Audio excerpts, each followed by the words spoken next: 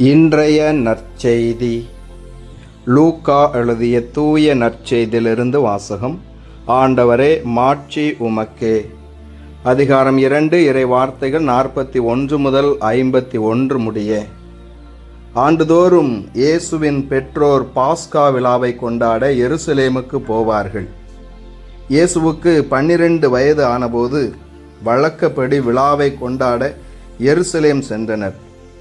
விழா நாட்கள் முடிந்து அவர்கள் திரும்பிய போது சிறுவன் இயேசு எருசலேமில் தங்கிவிட்டார். அது அவருடைய பெற்றோருக்கு தெரியாது.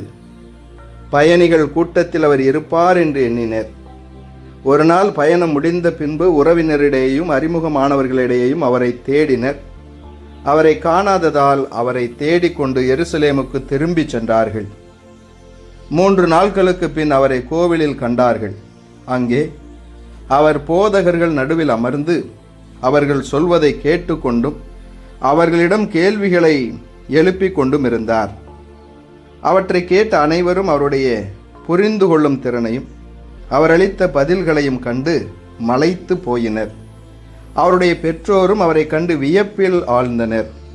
அப்பொழுது அவருடைய தாய் அவரை நோக்கி, மகனே, ஏன் இப்படி செய்தாய்? இதோ பார், உன் தந்தையும் நானும் உன்னை மிகுந்த கவலையோடு தேடிக்கொண்டிருந்தோமே என்றார். அவர் அவர்களிடம், நீங்கள் ஏன் என்னை தேடினீர்கள்? நான் என் தந்தையின் அலுவல்களில் ஈடுபட்டிருக்க வேண்டும் என்பது உங்களுக்கு தெரியாதா என்றார். அவர் சொன்னதை அவர்கள் புரிந்து கொள்ளவில்லை. பின்பு அவர் அவர்களுடன் சென்று நாசரேத்தை அடைந்து அவர்களுக்கு பணிந்து நடந்தார். அவருடைய தாய் இந்நிகழ்ச்சிகளையெல்லாம் தமது உள்ளத்தில் பதித்து வைத்திருந்தார். ஆண்டவரின் அருள்வாக்கு. கிறிஸ்துவே, உமக்கு புகழ். என் ஆண்டவர் இயேசுவில் அன்பார்ந்த சகோதர சகோதரிகளே, உங்கள் அனைவரையும் உயிர்த்த நம் ஆண்டவர் இயேசு கிறிஸ்துவின் பெயரிலே அன்போடு வாழ்த்துகிறேன். உங்கள் அனைவருக்காகவும் நான் திருப்பலி ஒப்பு கொடுத்து சிறப்பாக ஜெபம் செய்கிறேன். இன்றைய நாளிலே நம்முடைய தாய் திரு அவையானது கன்னி மரியாவின் மாசற்ற இதயத்தை நினைவுகூர அழைப்பு விடுக்கின்றது. நேற்றைய நாளிலே இயேசுவின் திரு இருதயத்தை நாம் நினைவு கூர்ந்தோம். அதனைத் தொடர்ந்து இந்த நாளிலே அன்னை மரியாளின் இதயத்தை நாம் நினைவு கூர்கிறோம். இதயம் என்பது அன்பின் அடையாளமாக இருக்கின்றது, பாசத்தின் அடையாளமாக இருக்கின்றது. அன்னை மரியாள் அவருடைய அர்ப்பணிப்பினால் அன்பின் அடையாளமாக திகழ்கிறார். இன்று நாம் வாசிக்க கேட்ட நற்செய்தியிலே பார்க்கிறோம். கோவிலில் காணாமல் போன தன்னுடைய மகன் இயேசுவை தேடி வருகிறார் அன்னை மரியாளும் சூசையப்பரும்.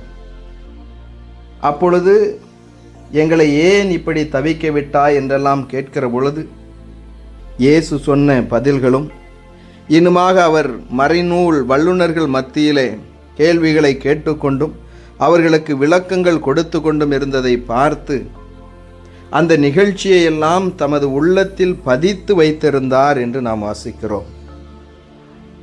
இறைமகனை பெற்றெடுத்த தாய் தன்னுடைய உள்ளத்திலே இயேசுவை குழந்தையாய் பிறந்ததிலிருந்து அவர் குறித்த காரியங்களையெல்லாம் உள்ளத்தில் பதித்து வைத்திருந்தார், சிந்தித்து வைத்திருந்தார். என் அன்பு சகோதர சகோதரிகளே, நாம் எந்த காரியங்களையெல்லாம் நம் உள்ளத்தில் வைத்திருக்கிறோம்? இயேசுவை குறித்து, அவருடைய வார்த்தையை குறித்து, அன்னை மரியாளை குறித்து, அவருடைய அன்பை குறித்து நம் உள்ளத்தில் பதித்து வைத்திருக்கிறோமா? நல்ல நிகழ்வுகளின் வழியாக நம்மையே நாம் சரி செய்து கொண்டிருக்கின்றோமா? நமக்கான பாதையை நாம் செம்மையாக்கி கொண்டிருக்கின்றோமா? சிந்தித்து பார்ப்போம். அன்னை மரியாள் தன்னுடைய வாழ்க்கையில் நடந்த எல்லா நிகழ்வுகளையும் உள்ளத்தில் இருத்தி சிந்தித்து வந்தார் என்றெல்லாம் நாம் விவிலியத்திலே பார்க்கிறோம். அப்படிப்பட்ட ஆண்டவருக்கு தன்னை முழுமையாக அர்ப்பணித்த இதயம்தான் அன்னை மரியாளின் இதயம். இயேசுவின் இதயம் எப்படி அன்பு நிறைந்ததாய் இருந்ததோ அதுபோல அன்னை மரியாளின் இதயமும் அன்பு நிறைந்த இதயமாக, ஆண்டவருடைய வார்த்தையை சிந்தித்து உள்ளத்தில் பதித்து வைத்திருக்கக்கூடிய இதயமாக இருந்தது. என் அன்பிற்குரிய சகோதர சகோதரிகளே, நாம் பல நேரங்களிலே நமக்கு ஏற்பட்ட கசப்பான அனுபவங்களை எல்லாம் நம்முடைய உள்ளத்தில் இருத்தி சிந்தித்து கொண்டே இருக்கிறோம். நம்முடைய தோல்விகள், நம்முடைய காயங்கள், நம்முடைய அவமானங்கள் இவற்றையெல்லாம் நம் உள்ளத்தில் இருத்தி நாம் இன்னும் அந்த காயங்களிலிருந்து வெளியே வர முடியாமல் தவித்து கொண்டிருக்கிறோம். அன்னை மரியாள் அவருடைய மாசற்ற இதயம் இந்த நாளிலே நமக்கு கற்றுக் கொடுக்கிறது. ஆண்டவருடைய அன்பையும் அவர் காரியங்களையும் நாம் உள்ளத்தில் இருத்தி வைப்போம். நிச்சயமாக அது நமக்கும் நம்மோடு இருப்பவர்களுக்கும் நன்மை பயக்கக்கூடியதாய் இருக்கும். இதோ இந்த நாளிலே நாம் காயப்பட்டிருக்கலாம். தோல்விகள், அவமானங்களினால் நம் உள்ளத்திலே இருள் சூழ்ந்திருக்கலாம். அவற்றையெல்லாம் எடுத்து எறிந்துவிட்டு இயேசுவின் அன்பை, அன்னை மரியாளுடைய பரிவுமிக்க இதயத்தை நம் உள்ளத்திலே இருத்தி வைப்போம். அதன் வழியாக நாம் அந்த உள்ளம் என்னும் கருவூலத்திலிருந்து நல்லவற்றை நம்மோடு இருப்பவர்களுக்கு எடுத்து கொடுக்க முடியும். அன்னை மரியாளுடைய வாழ்க்கையிலே பல துன்பங்களை அவர் அனுபவித்திருந்தார். ஆனால் எல்லாவற்றையும் உள்ளத்தில் இருத்தி வைத்து சிந்தித்து செயல்பட்டார். எனவேதான் அந்த தோல்விகளில், அந்த அவமானங்களில், அந்த காயங்களிலிருந்து அவர் மீண்டு வந்தார். ஒரு மன நிறைவோடு, மகிழ்ச்சியோடு ஆண்டவருக்கு கொடுத்த வாக்குறுதியில் நிலைத்திருக்க முடிந்தது. எனவே நாமும் இந்த நாளிலே அன்னை மரியாளின் இதயத்தை நினைவு கூறக்கூடிய வேளையில் நம்முடைய இதயமும் மரியாளின் இதயம் போல மாசற்றதாய் இருக்க வேண்டும். அங்கே கெட்ட எண்ணங்கள், பழிவாங்கும் எண்ணங்கள், சுயநலங்கள், சாதிய மத வெறிகள் எல்லாம் களையப்பட்டு அன்பினால் நிரப்பப்பட்ட இதயமாய் நம் இதயம் இருக்க வேண்டும்.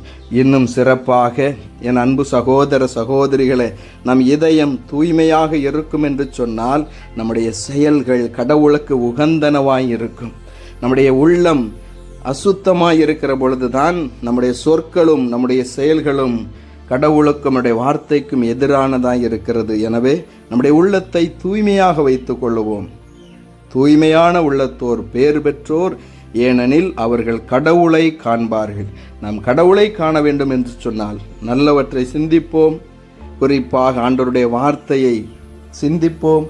அதை செயல்படுத்துவதற்கு ஆவல் கொண்டிருப்போம். ஆண்டவர் என்னை அழைத்திருக்கிறார், ஆண்டவர் எனக்கு இந்த ஆசீர்வாதத்தை கொடுத்திருக்கிறார், ஆண்டவர் எனக்கு இந்த வாய்ப்பை கொடுத்திருக்கிறார், இதிலே நான் அவரை எப்படியெல்லாம் பிரதிபலிக்க முடியும் என்று சொல்லி உங்கள் உள்ளத்தில் எல்லாவற்றையும் சிந்தித்து செயல்படுங்கள். நிச்சயமாக நீங்கள் பசும்புல் வெளிமீது வழிநடத்தப்படுவீர்கள். ஆண்டவர் உங்களோடு இருக்கிறார், உங்களுக்கு ஆயராய் இருக்கிறார், எந்த குறையும் இல்லை என்ற மன நிறைவு உங்களுக்கு இருக்கும். இயேசுவுக்கே புகழ், மரியே வாழ்க. மன்றாடுவோமாக. மரியாளின் மாசற்ற இதயத்தை நினைவு கூறக்கூடிய இந்த நாளிலே இயேசு ஆண்டவரே, உம்மை போற்றி புகழ்ந்து உம்மை ஆராதிக்கிறோம், உமக்கு நன்றி செலுத்துகிறோம். இந்த புதிய நாளை தந்ததற்காக நன்றி ஆண்டவரே. இன்றும் நீரே எங்களுக்கு உதவி செய்ய விரைந்து வாரும், எங்களோடு தங்கும், எங்களை ஆசீர்வதியும். இதோ இந்த நாளிலே அன்னை மரியாளின் இதயத்தை நினைவு கூறக்கூடிய வேளையிலே இன்று தங்களுடைய திருமண நாளை, பிறந்த நாளை கொண்டாடக்கூடிய பிள்ளைகளையும், இன்னுமாக எங்களிடத்தில் ஜெப உதவி கேட்டு இருப்பவர்களையும் உடைய திருக்கரத்திலே ஒப்பு கொடுத்து ஜெபிக்கிறேன்.